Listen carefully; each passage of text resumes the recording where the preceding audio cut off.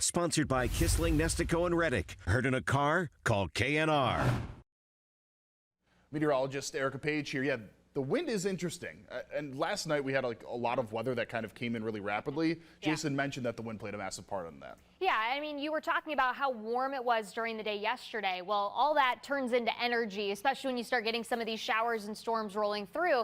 And some of the strongest wind gusts that we saw out of this system were winds gusting upwards of 45 to 46 miles per hour right near Cleveland. And that's as these storms were pushing in off the lake. Now, as we started to get this line pushing farther and farther to the east, we lost a little bit of that wind energy. But that just goes to show you what storms are capable of this time of the year. I'm not saying that's a repeat for tonight, but it may be a clue as to how storms behave when we get into the day tomorrow. Right now, things are pretty quiet. You take that live look from our Stark State College camera, you can see a little bit of that high-level cloud cover that we've been dealing with this evening. But for the most part, it's been a relatively quiet night. We haven't quite seen kind of the widespread shower and storm activity just yet. I think we need that boundary to get a little closer to us for us to have that more widespread opportunity for rain. So if you're hoping for some showers this weekend, your best chance will likely be tomorrow. We'll watch for an isolated shower, maybe a rumble of thunder tonight. Temperatures, again, warmer. We're going to be back into the lower 70s,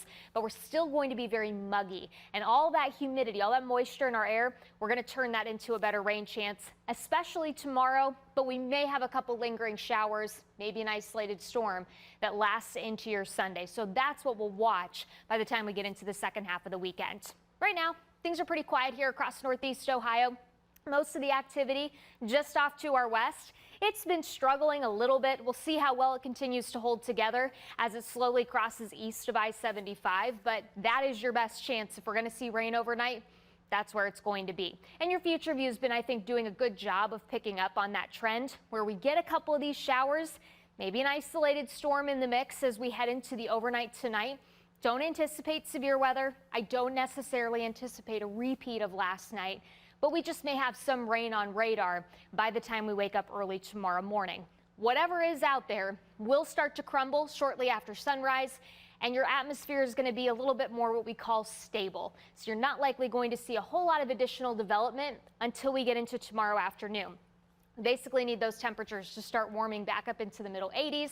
And then once that happens, as that front starts to inch a little closer to us, you'll likely see widely scattered showers and storms developing as we go through the day. Now, with tomorrow's setup, we could get some gusty winds, but the severe threat overall is very, very low. I can't say it's zero, because if you get a more organized storm, it will be capable of producing some of those stronger wind gusts. But really what's going to kind of send you indoors tomorrow more so, it's going to be the heavier rain and likely that lightning potential. As we head into the overnight, we'll watch as that front slowly starts to sink into our northern counties, where you could get a couple more of those showers and storms possible to get your Sunday started. But for the most part, Sunday is trending towards a very dry day. We'll see if we can't squeeze out a couple showers or storms as that front continues to push to the south. But the farther north you are, the greater the opportunity that you'll deal with a longer period of drier conditions and maybe even a lot more of that sunshine as we continue on into the rest of the afternoon. But there are a lot of ups and downs we got to talk about with this next week's weather pattern. I'll detail that out coming up here in the next half hour.